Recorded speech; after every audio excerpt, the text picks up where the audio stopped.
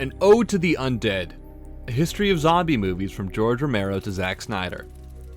From the cinematic inception of the zombie in the 1930s, to Romero's iconic reimagining, and the divergent past the acclaimed A Tour of Bodily Carnage set forth, by Andrew Valiente.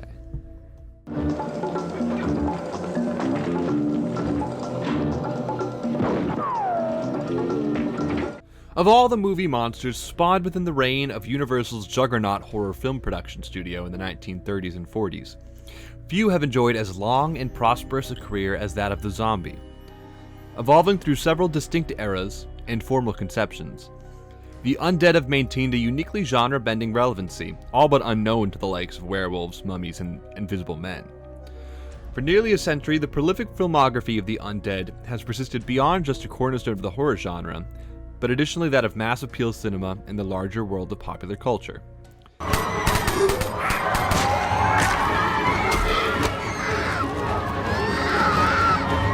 With the recent Netflix release of Zack Snyder's Army of the Dead, 2021, it is clear that the dynasty of the Undead will persevere into this coming decade.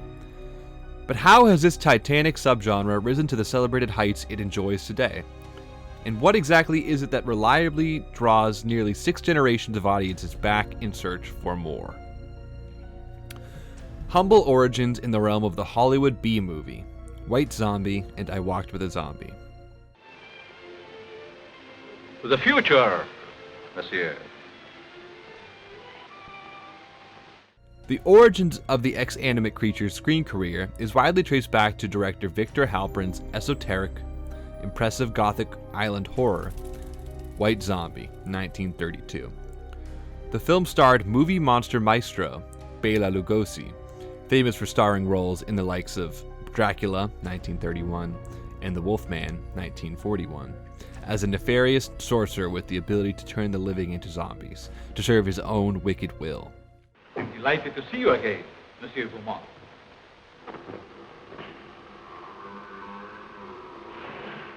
Lugosi's mystical legendare sets his sights on the unsuspecting Madeline after being tasked to lure her away from her fiancé by a wealthy landowner smitten by her. The plan goes awry when Legendare decides to take Madeline for himself and cast a spell that leaves the woman little less than a listless, lumbering zombie.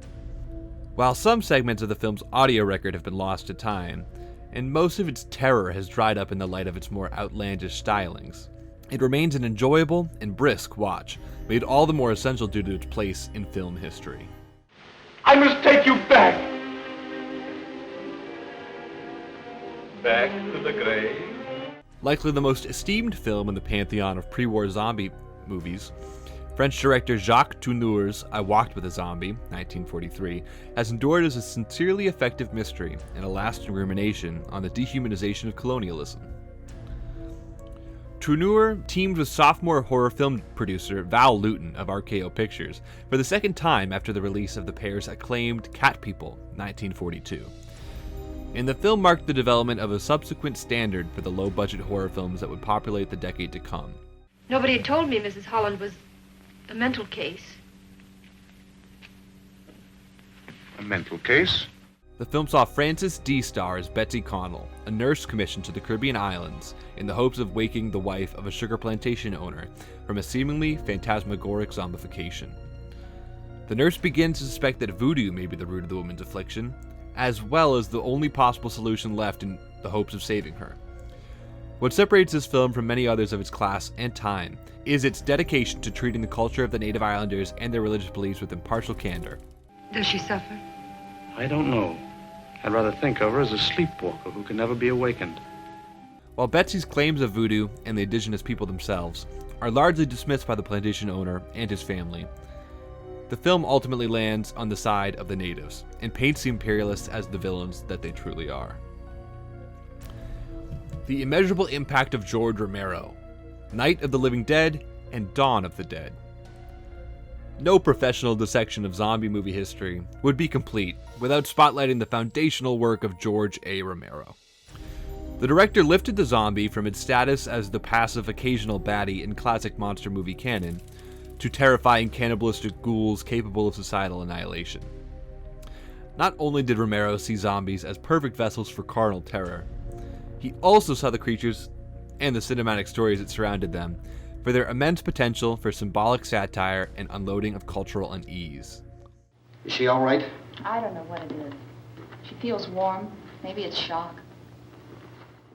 Romero began his Of the Dead hexalogy with the release of the eminently impactful cult classic Night of the Living Dead, 1968. Upon its release, the film was deemed controversial amongst many critics and audiences alike, as a result of its unflinching violence, staggering dread, and decidedly hopeless conclusion, but quickly grew in estimation and relevance for the exact same reasons, frequently appearing on lists of the greatest films ever made. This place is boarded up pretty solid now. We ought to be all right here for a while. An independent production shot for a measly $114,000.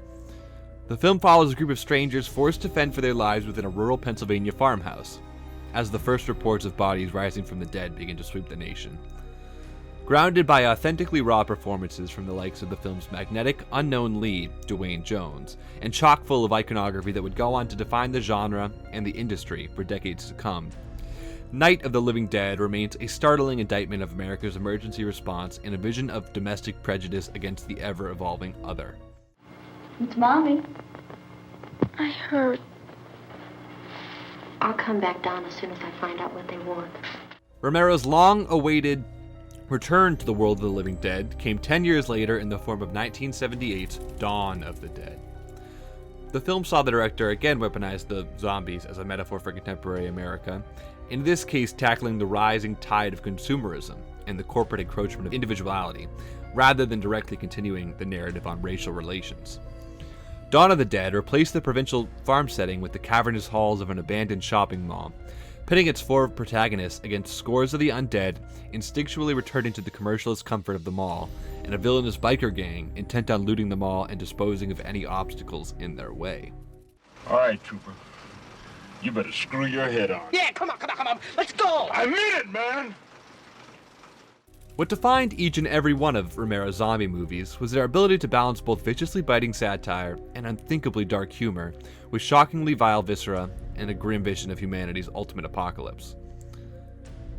In the decades since Romero's best work, the genre has split in two distinct directions, each fully embracing only half of what made Romero's films so great. These two opposing classes of zombiedom are that of self-aware farcical comedy and the action-centric apocalypse thrillers. Don't swing! Swing! No, not me! Oh, fuck! In both contemporary evolutions of the genre, the zombies themselves, which had served as the primary stars of Romero's work, were largely overshadowed by both the stylistic bent and mode of storytelling. Zom-Coms, Shaun of the Dead, and One Cut of the Dead. An inherent playful absurdity lies at the center of zombies that took nearly 75 years to be fully realized on screen. This awakening resulted from the debut studio production from Hot Fuzz 2007 and Baby Driver 2017 director Edgar Wright's momentous Shaun of the Dead 2004.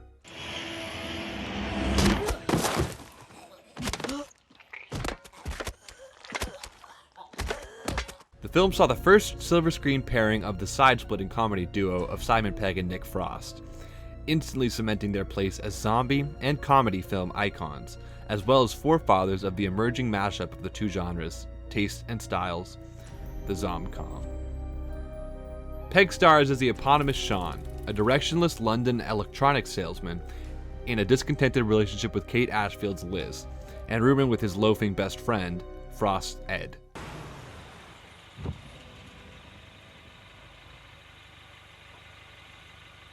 Are you alright? Shaun's whole world comes crashing down around him when a zombie outbreak engulfs the city, and he is forced to try and guide Ed, Liz, his mother, played hilariously by Penelope Wilton, and two friends, played by Dylan Moran and Lucy Davis, to safety in the Winchester bar where he idled much of his free time. The film that follows is an endlessly quotable and refreshingly energetic romp through the vast history of zombie movies that preceded it, as well as a promise of life left in the genre entering into the new millennium.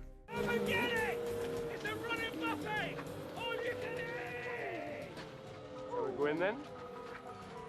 While Zom-Com studio ventures like Ruben Fletcher's Zombieland, 2009, starring Jesse Eisenberg and Emma Stone, and Jim Jarmusch's The Dead Don't Die, 2019, starring Bill Murray and Adam Driver, proved effective at keeping the momentum of Shaun of the Dead from running cold.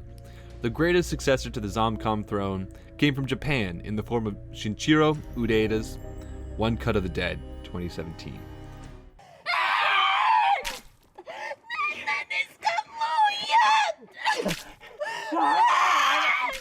If one only watched the first 30 minutes of the film, shot as a gloriously brutal, single-take tracking shot, they may be confused by the classification of this film under the Zom-Com banner.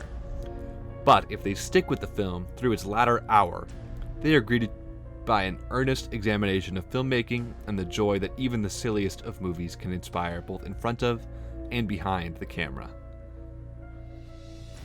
An action apocalypse of grim and grisly thrillers. 28 Days Later and Train to Busan.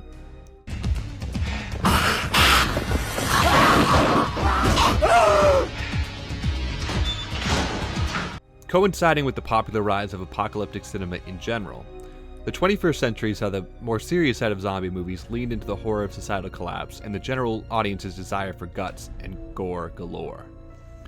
The film largely credited for igniting this new wave of action-packed zombie cinema came from Academy Award winner Danny Boyle, the British director of Trainspotting, 1996, and Slumdog Millionaire, 2008, in 2002's 28 Days Later. The film, scripted by Ex Machina, 2014, and Annihilation, 2018 director Alex Garland, starred then unknown actors like Cillian Murphy and Naomi Harris, teamed with the likes of Doctor Who actor Christopher Eccleston and the exceptional Brendan Gleeson. Mitchell, first action on. Resecure the perimeter, sir. Then get to it. Jones, Bedford, go with him. Murphy starred as Jim, a man who awakens from a coma only to find that the hospital, the surrounding streets, and seemingly the entire city of London has been completely abandoned. He is discovered by Harris, who explains to him the utter savagery and complete chaos that swept England in the 28 days since the outbreak of the Rage virus, which originated from infectious lab experiments on chimpanzees, and renders its carriers a mindless, accelerated monster intent on destruction. We have to go. Yeah. Go fucking where? With this conceit, Boyle issued the zombie genre in one of its most obvious, yet somehow untapped directions, daring to ask, what if there were zombies, but they were fast? The film was a smashing success and reanimated the stagnated corpse of undead cinema for a whole new generation. Much like with the Zom-Com, the action apocalypse subgenre has seen plenty of successful outings over the past decade and a half. Come on, Ann! What the fuck you gonna do now? Films like Francis Lawrence's I Am Legend, 2007, starring Will Smith, and Mark Foster's World War Z, 2013, starring Brad Pitt, both grossed over $500 million at the global box office and proved blockbusting benchmarks of modern zombie movie relevance. But despite its comparatively smaller scope, the greatest zombie film of this century remains South Korean director Yoon Sang-ho's electrifying masterpiece, Train to Busan, 2016. 팀장님?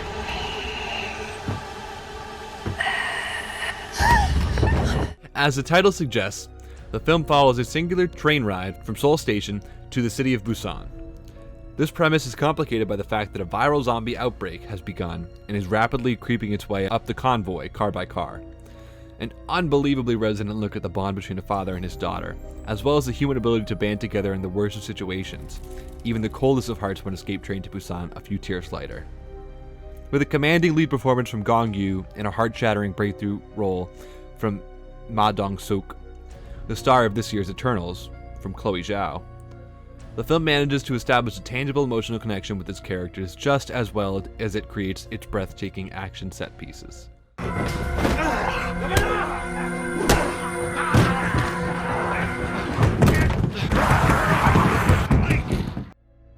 Zack Snyder's Army of the Dead. The latest zombie movie from Zack Snyder, the popular yet divisive director of Watchmen, 2009, and Zack Snyder's Justice League, 2021, carves a whole new path forward for the cinema of the undead. While ditching even a shred of the nuance seen in the work of Romero, Snyder does attempt to strike a chord between the goofy comedy of the Zom-Com and the bloody thrills of the action apocalypse, wedging his film, Army of the Dead, right in between the two.